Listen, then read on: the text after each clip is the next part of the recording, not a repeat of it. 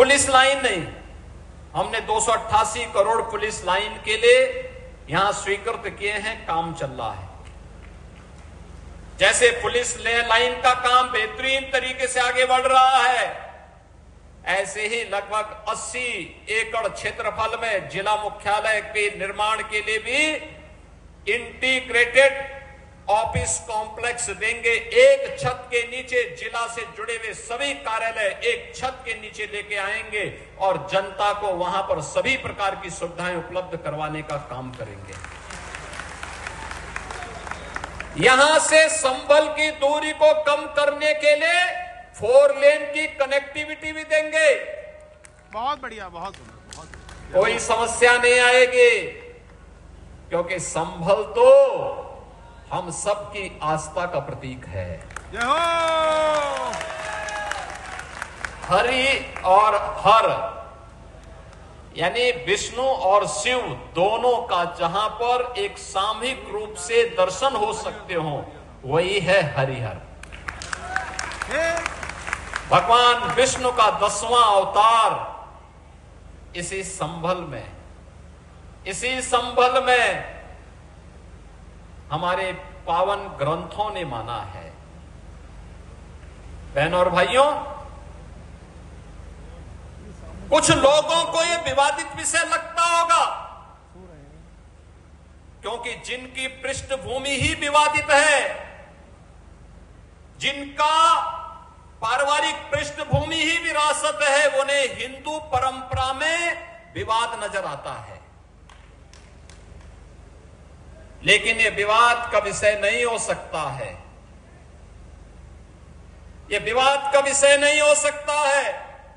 यहां पर जब संभल की हम चर्चा करते हैं तो बहनों और भाइयों, यह हम सबका और दुनिया का ध्यान आकर्षित इसके माध्यम से हम सबका हो जाता है। आपने इस बात को देखा होगा कि संभल की चर्चा जो सबसे प्राचीन पुराण है, श्रीमद् भागवत महापुराण, 5000 साल पहले रचा गया था। भगवान वेदव्यास ने महाभारत युद्ध के बाद उस समय की शांति के लिए, मुक्ति के लिए जिस महापुराण की रचना की थी, वह श्रीमद् भागवत महापुराण है। स्कंद पुराण, विष्णु महापुराण, इन सब में यह उल्लेख है। चिल्ला चिल्ला के हमारे पावन ग्रंथ इस बात का उल्लेख कर रहे हैं कि भगवान विष्णु का 10वां अवतार कल्कि में होगा। स्कंद पुराण ने तो इस बारे में कहा है कि सत्यव्रतो नाम त्रेतायाम च महदगिरी द्वापरे पिंगलो नाम कलो संभल उच्यते।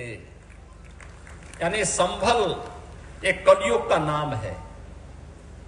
अलग अलग युग में अलग अलग नाम थे। सतयुग में सत्यव्रत, त्रेता में महदगिरी, द्वापर में पिंगल और आज संभल यानी संभल हो गया।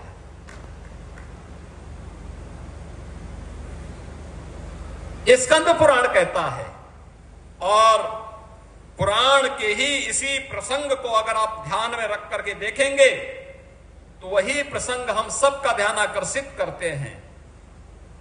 स्कंद पुराण ही इस बात का उल्लेख भी करता है, जहां पर स्कंद जी महर्षि अगस्त्य से इस बारे में कहते हैं कि आकर्णे महाभागा पूर्वे सांभलेश्वरम गंगारथ प्रामध्य सतम क्षेत्रम च योजन त्रयम।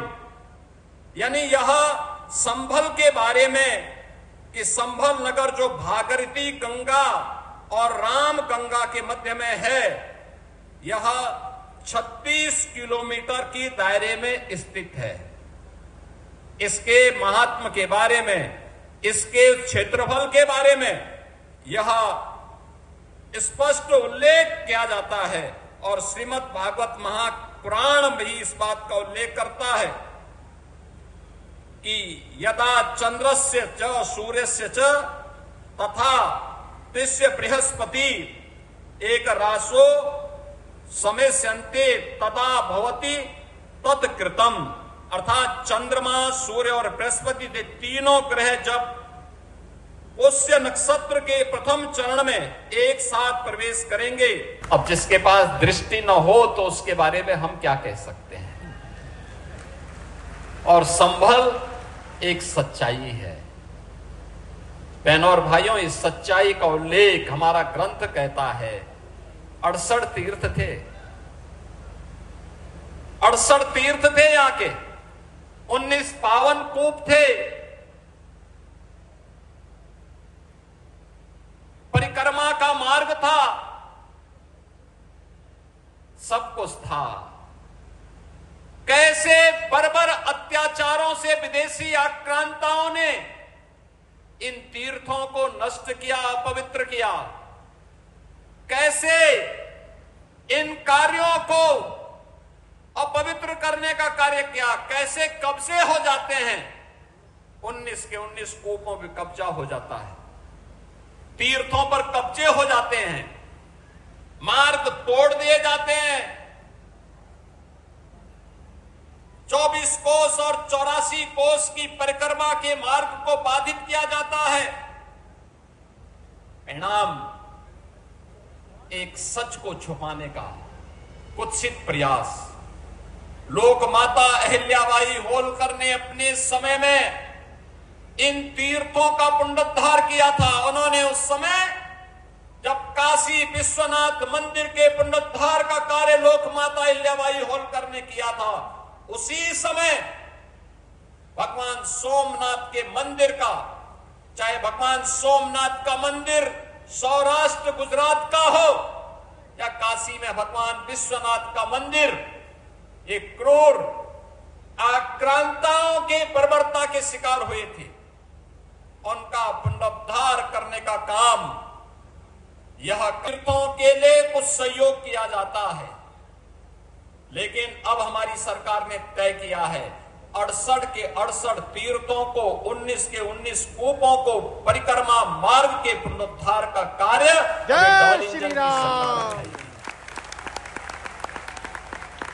ये हमारा दायित्व भी है, नैतिक कर्तव्य भी है, क्योंकि विकास तभी सार्थक होता है जब वह विरासत के साथ जुड़ती है। योगी जी को बहुत ये विरासत का संरक्षण भी है और संबल की संस्कृति और आने वाले वर्तमान और भविष्य के सुनहरे सपने को धन्यवाद उड़ान देने के लिए उन्हें विकास की प्रक्रिया से जोड़ने का एक अभियान भी है।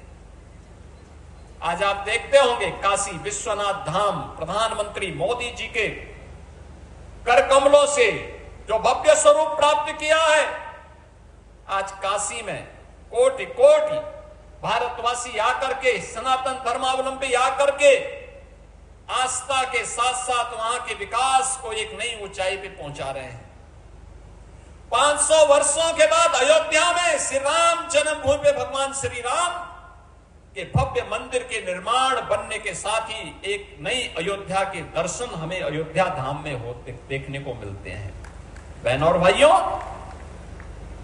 अगर काशी में और अयोध्या में हो सकता है तो संभल में क्यों नहीं। संभल भगवान कल्की और हरिहर के इस पावन धाम के पुनरुद्धार का कार्य क्यों नहीं। और उसी दायित्व का निर्वहन करने के लिए सरकार आई है आपके पास। सरकार आपके पास आई है आपसे कहने के लिए हम विकास भी कराएंगे, हम लोक कल्याण के कार्यक्रमों को भी करेंगे बिना भेदभाव।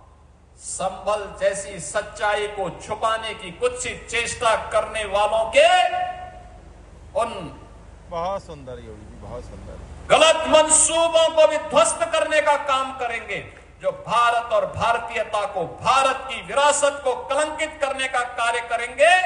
उन्हें वह सबक सिखाएंगे, उनकी आने वाली कई पीढ़ियां याद करेंगी कि वह भी किन लोगों से टकराए थे। बहनों और भाइयों, संभल की इसी सच्चाई को आज डबल इंजन की सरकार देश और दुनिया के सामने ला रही है।